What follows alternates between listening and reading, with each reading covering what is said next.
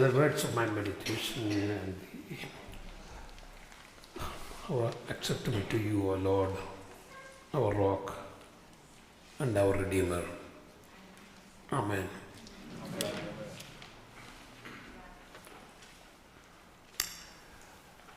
The passion reading we just so dramatically read and heard and participated is the summary of what is going to happen this week, the Passion Week. The Passion reading invites us to embody the weight of the cross. It intentionally calls us to participate in that journey into Jerusalem. When you think about this whole week, eventually Jesus, at the final moment, is on that cross. So, cross is so very crucial to our faith. Cross is so central to our faith. Why? Why cross? Why is cross so central to us?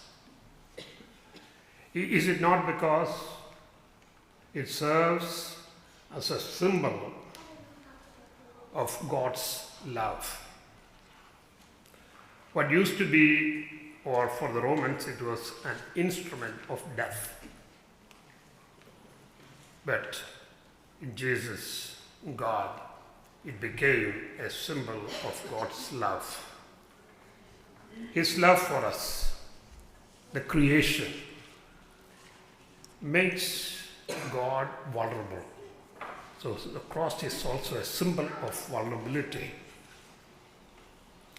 I want us to meditate this morning on the cross, which I believe is prefigured from the very beginning of creation. You may recall a couple of Sundays ago when Krista preached on John 3:16. God so loved the world that he gave his son. That's how that verse goes. God so loved the world that he created it. He created it out of love. Also, John's Gospel, it begins with this. In the beginning was Word, and the Word was with God, and the Word was God. So God, in the beginning, said the word, and the creation began to happen. Everything was set in motion. God said the word, let us begin. Why let us? It's not just God alone, just one person. God in three persons. Together, they said, let us create. Out of love. And finally, God, with his own hand, molded the earth and made humans, made us. Out of love. And this God, out of love, made, but it didn't take too long for the creation that God made out of, with his own hand, to disobey him. This creation that disobeyed God is, you read that in Genesis first couple of chapters. We read that, well, actually let me ask you a Bible quiz. What were the first two questions God ever asked human being?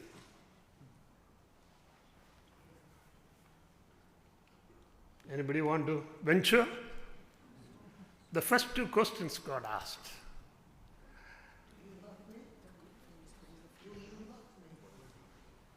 That was later on. That was later on. Well, I'll tell you. After God created human being, one day God thought, he would come for a walk in the garden in the evening breeze, and he didn't see Adam there, Adam and Eve. And God asked, "Where are you? Adam, where are you?" Adam thought he was, he could hide from God. But God, who created this whole thing, knew where Adam was exactly. But he asked anyway. It's kind of like my 3-year-old grandson play hide and seek with me. I could see his butt sticking out of the closet. But he still thinks that I can see him because he could not see me. So God knew where Adam was, but God still wanted to ask Adam, and God wanted to hear from Adam's own mouth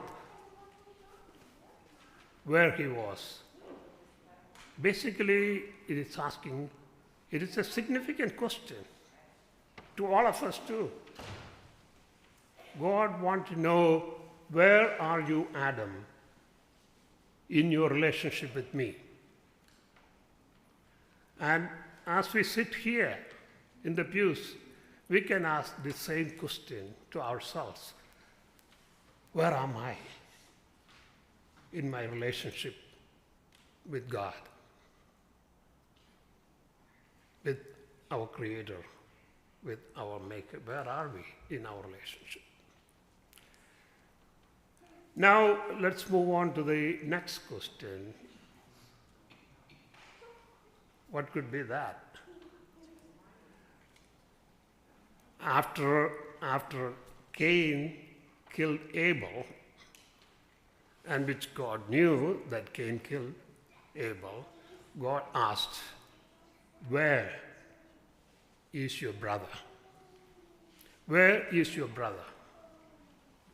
Not because God did not know, but God wanted to hear from Cain. Where was he in his relationship with his brother? With same question we can ask ourselves. Where are we in our relationship with fellow human beings, with our siblings, with our fellow congregants, with our fellow human beings? So this must have prefigured in what Jesus said.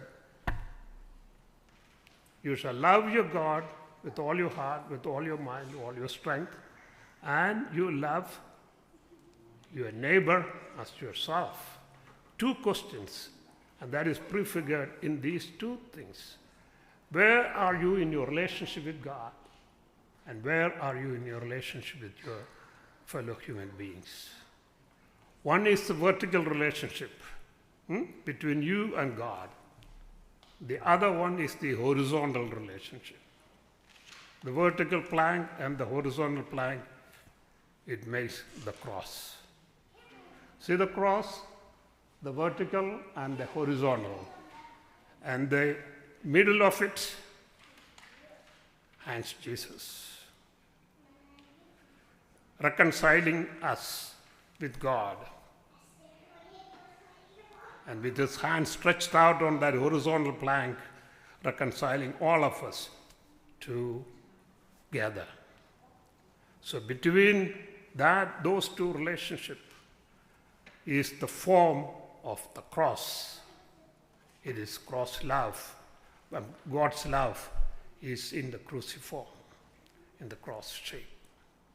So that is where, Jesus was lifted up on the cross. And when you look at that cross, and you gaze at that cross, you are saved. That is what Krista preached a couple of weeks ago. This is that cross. Imagine yourself, as you come forward to take communion this morning, gaze on that cross and see and ask ourselves, where am I in my relationship with you, God? And where am I in my relationship with fellow human beings? And there is no hiding from God. There is no dancing around at the foot of the cross. Let us ask ourselves,